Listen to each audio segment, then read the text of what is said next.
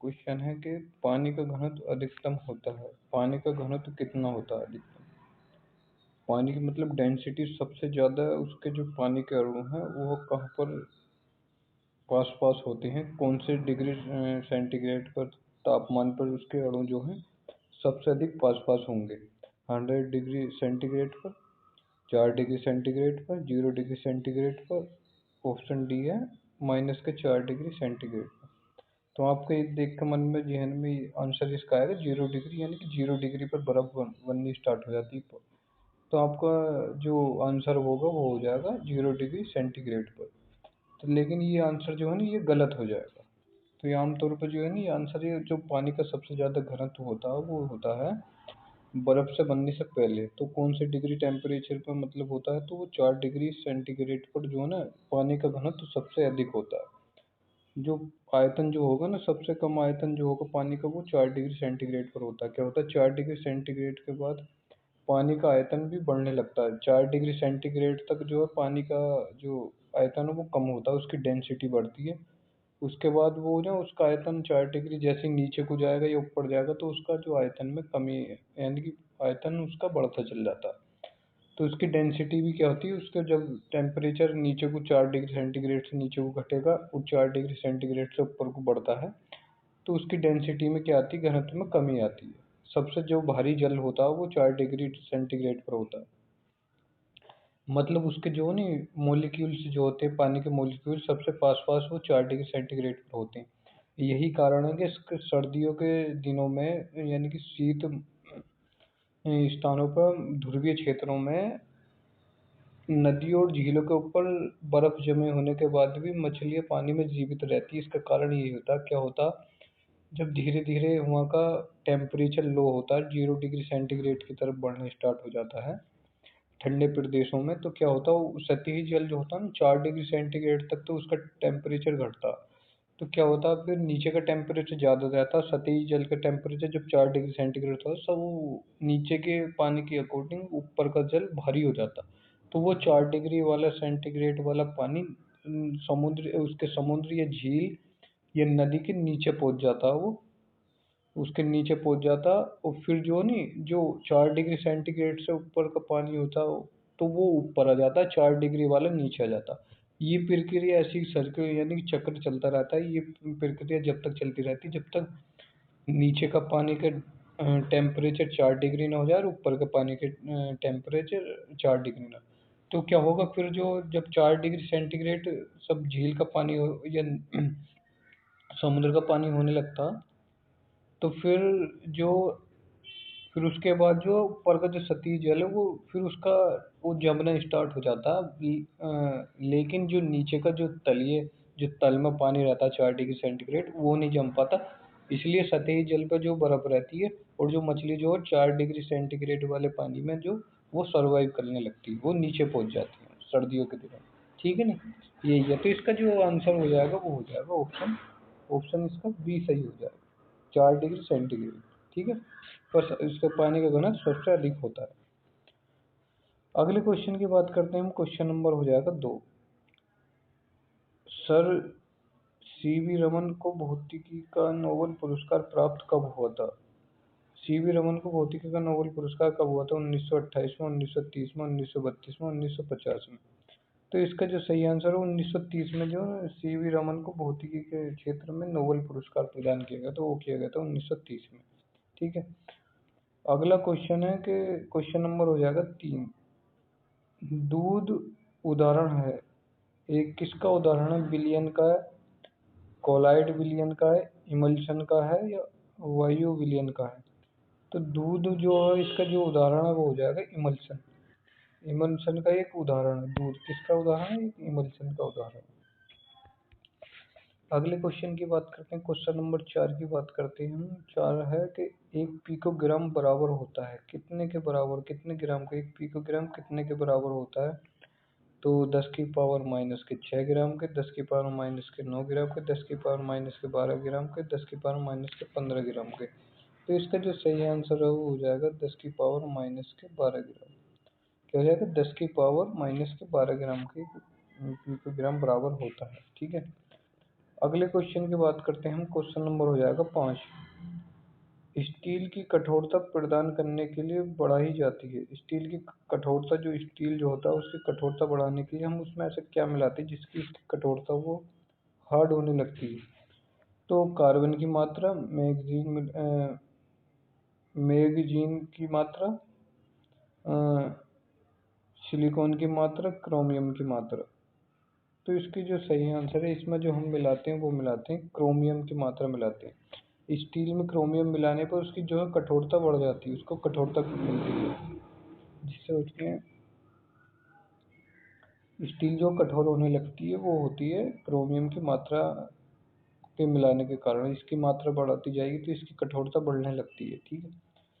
अगला क्वेश्चन है, question number हो जाएगा 6 कि घरेलू एलपीजी सिलेंडरों में दाब मापक नहीं प्रदान किए जाते क्योंकि?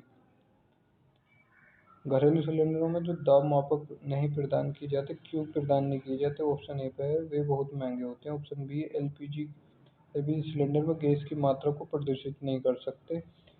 ऑप्शन सी है, इसका प्रयोग निरापद नहीं है, इसका प्रयोग निरापद नहीं है। ऑप्शन डी है, ये एलपीजी द्वारा चेक हो जाते हैं, ये एलपीजी द्वारा चेक हो जाते हैं। तो इसका जो सही आंसर है वो हो जाएगा, ये एलपीजी द्वारा चेक हो जाते हैं, इसलिए उसका प्रयोग नहीं करते। ठीक है। किसका प्रयोग नहीं करते? हम जो है एलपीजी सिलेंडर में दाब मापक का नहीं प्रदान करते। हम किसी दाब मापक को नहीं प्रदान करते, एलपीजी द्वारा ही चेक हो जाता है। ठीक है। अगले क्वेश्चन की बात करते हैं हम। क्वेश्चन नंबर हो जाएगा 6, ओ 7 सॉरी। क्वेश्चन नंबर 7 की बात करते हैं हम कि क्रोमेटोग्राफी की तकनीक का प्रयोग होता है। क्रोमेटोग्राफी की तकनीक का प्रयोग होता है, कहाँ होता है?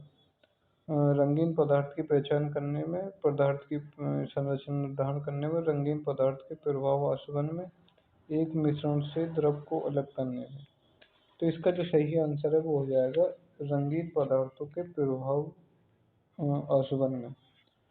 जो क्रोमेटोग्राफी का जो तकनीकी का उपयोग करते हैं हम रंगीन पदार्थों के प्रभाव आसवन में, रंगीन पदार्थों के प्रभाव आसवन में इनका प्रयोग करते हैं। ठीक है।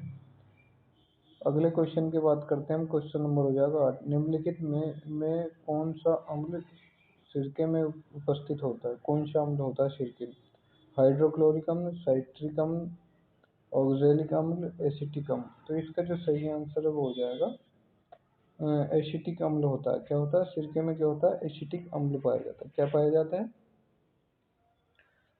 एसिटिक अम्ल पाया जाता है। कौन सा? एसिटिक अम्ल होता है सिरके। अगले क्वेश्चन की बात करते हैं हम। क्वेश्चन नंबर हो जाएगा हमारा 9। प्लास्टर ऑफ पेरिस का सूत्र, ये तो आपने छोटी 9th 10th की क्लास में आपने खूब पढ़ा होगा कि प्लास्टर ऑफ पेरिस का सूत्र क्या है। तो ऑप्शन ए पे है CaSO4 है, ऑप्शन बी पे है CaSO4H2O, ऑप्शन सी है CaSO4H2O, ऑप्शन डी है CaSO4 2H2O। तो इसका जो सही आंसर हो जाएगा CaSO4 H2O, ऑप्शन सी। इसका आंसर क्या हो जाएगा? ऑप्शन बी सही हो जाएगा। ऑप्शन कौन सा? ऑप्शन बी सही है कि CaSO4 H2O। ठीक है। कैल्शियम सल्फेट जल। हाँ। और अगली बात करते हैं क्वेश्चन नंबर 10 की। निम्नलिखित में से किसमें कार्बन नहीं है? किसमें कार्बन? हीरा, कोयला, ग्रेफाइट, इनमें से कोई नहीं। तो ऑप्शन डी पे हो जाएगा, इनमें से कोई नहीं। हीरा भी क्या है? कार्बन का प्रकार है। कोयला, ग्रेफाइट, ये सब कार्बन, इनमें सब में कार्बन उपस्थित होता है। अगले क्वेश्चन की बात करते हैं। क्वेश्चन नंबर हो जाएगा 11। सूर्य पर ऊर्जा का निर्माण होता है। सूर्य पर ऊर्जा का निर्माण कैसे होता है? तो सूर्य पर ऊर्जा का निर्माण कैसे होता है ये हम देखते हैं कि नाभिकीय विखंडन द्वारा, नाभिकीय संलयन द्वारा, ऑक्सीकरण अभिक्रियाओं द्वारा, अवकरण अभिक्रियाओं द्वारा, अवकरण अभिक्रियाओं द्वारा।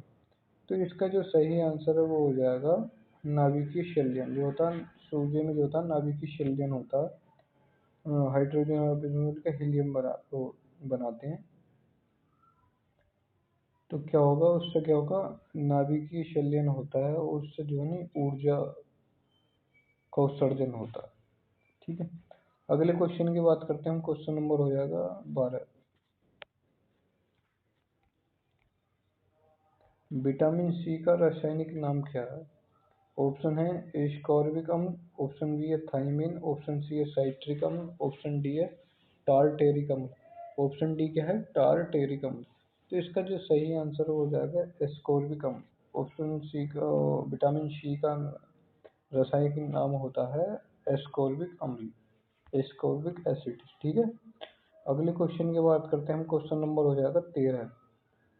निम्नलिखित में से किस खनिज द्वारा लोहा प्राप्त किया जाता है? निम्नलिखित किस खनिज द्वारा लोहा प्राप्त किया जाता है?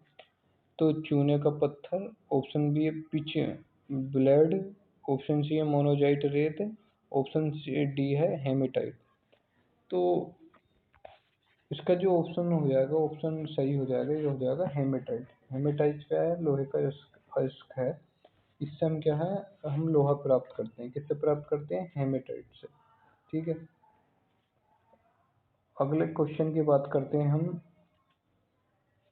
एक कार बैटरी में प्रयुक्त विद्युत अपघटय होता है। एक कार बैटरी में प्रयुक्त विद्युत अपघटय होता है, क्या होता है? हाइड्रोक्लोरिक अम्ल, सल्फ्यूरिक अम्ल, नाइट्रिक अम्ल या अशुद्ध जल। तो इसका जो सही आंसर है हो जाएगा इसका सल्फ्यूरिक अम्ल। क्या हो जाएगा इसका? एक कार बैटरी में प्रयुक्त विद्युत अपघटय होता है, वो होता है सल्फ्यूरिक अम्ल। क्या होता है? सल्फ्यूरिक अम्ल होता है। क्या होता है? सल्फ्यूरिक अम्ल। ठीक है, अगले क्वेश्चन की बात करते हैं हम। क्वेश्चन नंबर हो जाएगा हमारा 15। यदि किसी ऐनक के लेंस की शक्ति +2 डायोप्टर हो तो उसकी फोकस दूरी कितनी होगी? यदि किसी ऐनक के लेंसों की शक्ति +2 डायोप्टर हो तो उसकी फोकस दूरी होगी कितनी होगी उसकी? ऑप्शन ए है 200 सेंटीमीटर, ऑप्शन बी है 100 centimetre, option C 50 centimetre, option D है 2 सेंटीमीटर। तो इसका जो सही आंसर हो जाएगा 50 सेंटीमीटर। इसका सही आंसर क्या हो जाएगा? 50 सेंटीमीटर। अगले क्वेश्चन की बात करते हैं। 100 वाट का बिजली का बल्ब यदि 10 घंटे जले तो बिजली का खर्च होगा।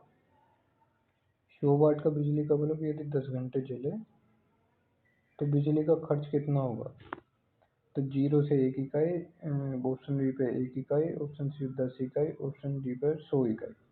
तो इसका जो सही आंसर हो जाएगा 1 इकाई। इसका क्या हो जाएगा? 1 इकाई। 100 वाट का बिजली का बल्ब यदि जलता है 10 घंटे तक तो बिजली का खर्च होगा 1 इकाई। अगले क्वेश्चन की बात करते हैं हम। क्वेश्चन नंबर हो जाएगा 17। भारी पानी वह होता है जिसका तापमान 4 डिग्री सेंटीग्रेड पर स्थिर रखा जाता है, जिसमें कैल्शियम और पोटेशियम के अम्लीय लवण होते हैं, जिसमें हाइड्रोजन का स्थान आइसोटोप्स ले लेता है, जिसमें ऑक्सीजन का स्थान उसका आइसोटोप ले लेता है। तो इसका जो सही आंसर है वो हो जाएगा जिसमें हाइड्रोजन का स्थान आइसोटोप ले लेता है। भारी पानी वह होता है जिसमें हाइड्रोजन का स्थान आइसोटोप ले लेता है। ठीक है, इसका ऑप्शन सी सही हो जाएगा, जिसमें हाइड्रोजन का स्थान आइसोटोप ले लेता है। अगले क्वेश्चन की बात करते हैं हम। क्वेश्चन नंबर हो जाएगा 18। ठंड के दिनों में लोहे के टुकड़े और लकड़ी को प्रातःकाल छुएं तो लोहे का टुकड़ा ठंडा लगता है, क्योंकि लोहे के गुटके का ताप लकड़ी के गुटके से कम होता है। लकड़ी को प्रातःकाल छुएं तो लोहे का टुकड़ा ठंडा लगता है, क्योंकि ऑप्शन ए पर दे रखा है लोहे के टुकड़े का ताप लकड़ी के टुकड़े से कम होता है। लकड़ी की तुलना में लोहा ऊष्मा का अच्छा चालक होता है। लकड़ी की तुलना में लोहा ऊष्मा का खराब चालक होता है। लोहे का टुकड़ा लकड़ी से भारी होता है। तो इसका जो सही आंसर है वो हो जाएगा लकड़ी की तुलना में लोहा ऊष्मा का अच्छा चालक होता है। यानी कि ऊष्मा को, हीट को जल्दी अब्जॉर्ब करने के काम आता है। लकड़ी ना तो गर्म होती है तो जो है लकड़ी जो होती है उसमें की कुचालक होती है, चालक नहीं होती, उसमें की चालक नहीं होती, लोहा उसमें का चालक होता है। तो ठीक है, सुबह के समय क्या होता है, वो हीट सारी उत्सर्जित कर देता है, अपने निकाल देता है, जिससे क्या है लोहा ठंडा हो जाता है।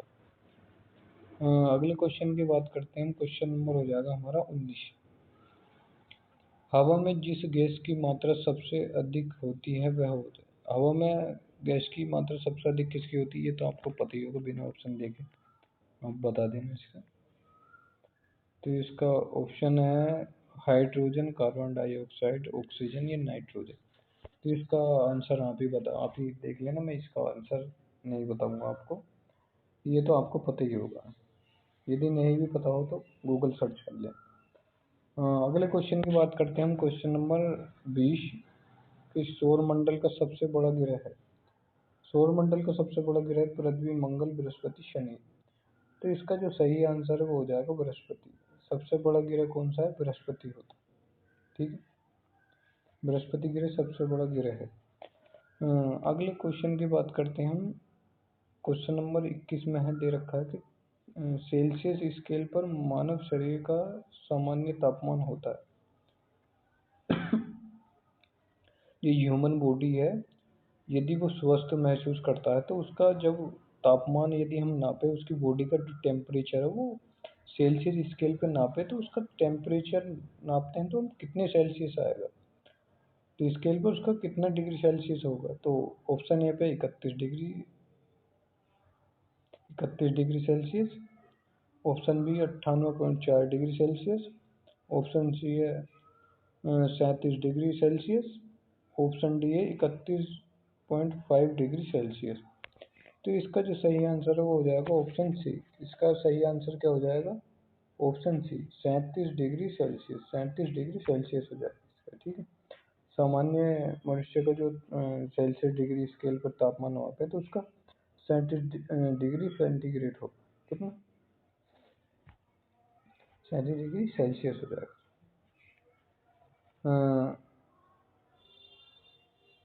अगले क्वेश्चन की बात करते हैं, क्वेश्चन नंबर हो जाएगा 12। परमाणु नाभिक के अवयव हैं, परमाणु नाभिक के अवयव कौन है, इलेक्ट्रॉन। ऐसे तो है परमाणु नाभिक में जो अवयव हैं, जो कौन कौन से नाभिक के अंदर पाए जाते हैं, कौन कौन है परमाणु के नाभिक के अंदर, इलेक्ट्रॉन और प्रोटॉन, इलेक्ट्रॉन और न्यूट्रॉन, प्रोटॉन और न्यूट्रॉन, प्रोटॉन, न्यूट्रॉन और इलेक्ट्रॉन। तो इसका जो सही आंसर है वो हो जाएगा प्रोटॉन और न्यूट्रॉन। प्रोटॉन और न्यूट्रॉन क्या होते हैं, वो नाभिक के परमाणु के नाभिक में अवस्थित होते हैं, और इलेक्ट्रॉन जो होते हैं वो नाभिक के चारों ओर जो कक्षाएं होती हैं उसमें वो अपनी यानी कि गति करती हैं, राउंड राउंड घूमती हैं उसमें, और नाभिक के चारों ओर उनकी जो कक्षा होती है उसमें वो गति करती हैं। ठीक है, अगले क्वेश्चन की बात करते हैं हम, क्वेश्चन नंबर हो जाएगा 23। मच्छर भगाने वाली दवाओं में क्षेत्रीय रसायन होता है, हम जो मच्छर भगाते हैं जिससे, तो उसमें कौन सा केमिकल मिलाते हैं, रसायन मिलाते हैं जिससे मच्छर भाग जाते हैं। तो ऑप्शन ए पे दे रखा है एलिथ्रीन। Option A स्ट्रोपिन। ऑप्शन सी है टू आइसोप्रोप प्रोप प्रोपसीफिनाइल। ऑप्शन डी है बेंजीन हेक्साक्लोरोफिन। तो इसका जो सही आंसर है वो हो जाएगा, इसका ऑप्शन ए है एलिथ्रीन। इसका जो सही आंसर है वो हो जाएगा ऑप्शन ए पे एलिथ्रीन मिलाया जाता है, उसमें कौन सा रसायन मिलाया जाता है, वो एलिथ्रीन मिलाया जाता है। ठीक है, इसका ऑप्शन ए सही हो जाएगा। अगले क्वेश्चन की बात करते हैं हम, क्वेश्चन नंबर हो जाएगा 24। किसी परमाणु नाभिक का आइसोटोप वह नाभिक है जिसमें, किसी परमाणु नाभिक का आइसोटोप वह नाभिक है जिसमें न्यूट्रॉनों की संख्या वही होती है परंतु प्रोटॉनों की संख्या भिन्न होती है। क्या हो गया उसमें, प्रोटॉनों की संख्या भिन्न, न्यूट्रॉनों की संख्या वही होती है वह प्रोटॉनों की संख्या भिन्न होती है। प्रोटॉनों की संख्या वही होती है परंतु न्यूट्रॉनों की संख्या भिन्न होती है। प्रोटॉनों की संख्या दोनों संख्या वही होती है परंतु इलेक्ट्रॉनों की संख्या भिन्न होती है। प्रोटॉनों और न्यूट्रॉनों की संख्या भिन्न होती है। तो इसका जो राइट आंसर है वो हो जाएगा हमारा ऑप्शन बी। प्रोटॉनों की संख्या वही रहती है लेकिन न्यूट्रॉनों की संख्या क्या हो जाती है, भिन्न हो जाती है। तो इसका ऑप्शन जो है वो ऑप्शन बी सही हो जाएगा। ठीक है, अगले क्वेश्चन की बात करते हैं हम। क्वेश्चन नंबर हो जाएगा हमारा 25। 20 वर्ष की आयु में मानव शरीर में हड्डियों की संख्या होती है, कितनी होती है 20 वर्ष की आयु में? तो ऑप्शन ए पे दे रखा 100, ऑप्शन बी पे है 200, ऑप्शन सी पे है 300, ऑप्शन डी पे इनमें से कोई नहीं। तो इसका जो सही आंसर हो जाएगा इनमें से कोई नहीं। तो कितनी होती है 20 वर्ष की उसमें? 206, ना कि 200। ठीक, 206 हड्डी होती है, इसलिए इस हिसाब से इसका जो ऑप्शन है वो ऑप्शन डी सही हो जाएगा इसका। अगले क्वेश्चन की बात करते हैं हम। क्वेश्चन नंबर हो जाएगा 26। स्त्रियों की तुलना में पुरुष वर्णांधता से अधिक पीड़ित हो सकते हैं क्योंकि स्त्रियों की तुलना में पुरुष वर्णांधता से अधिक पीड़ित हो सकते हैं क्योंकि वे अधिक मानसिक तनाव से गुजरते हैं, वे अधिक देर घर से बाहर रहते हैं, उनमें केवल एक एक्स क्रोमोसोम होता है, उनमें साधारणतः कम चर्बी होती है। तो इसका जो ऑप्शन है, इसका जो ऑप्शन सही हो जाएगा उसमें केवल एक एक्स क्रोमोसोम होता है। उसमें क्या होता है, स्त्रियों की तुलना में पुरुष वर्णांग से अधिक पीड़ित होते हैं क्योंकि उसमें उनमें केवल एक क्रोमोसोम एक्स क्रोमोसोम होता है। ठीक है, इसका ऑप्शन सी सही हो जाएगा। अगले क्वेश्चन की बात करते हैं हम। क्वेश्चन नंबर हो जाएगा 27। बिजली की खपत किसके मापन पर आधारित होती है? बिजली की खपत हम किसके मापन पर आधारित होती है? वाट पर, वोल्टेज पर, ओम पर या एम्पियर पर? तो ऑप्शन ए पे दे रखा केवल एक, ऑप्शन बी पे एक एवं दो दो, ऑप्शन सी पे दो एवं तीन, ऑप्शन डी पे एक एवं चार। तो इसका जो सही आंसर होगा केवल एक। बिजली की खपत हम मापने पर जो वोल्ट पर आधारित होती है, हम वोल्ट पर नापते हैं कितने, हम वोल्ट पर नापते हैं। ठीक है, तो आज की वीडियो यहीं रोकते हैं। वीडियो अच्छी लगी तो वीडियो को लाइक करो और चैनल को सब्सक्राइब करो। ऐसी वीडियो देखने के लिए हमारे चैनल को फॉलो करो। ऐसी सभी एग्जामों से संबंधित जो महत्वपूर्ण टॉपिक है उनके क्वेश्चनों की हम सीरीज चला रहे हैं, और इन्हीं क्वेश्चनों को देखने के लिए हमारी और भी वीडियो हैं, तो उन्हें देखते रहें, तो आपको एग्जाम में ज़्यादा हेल्प मिलने वाली है इन्हीं क्वेश्चनों से।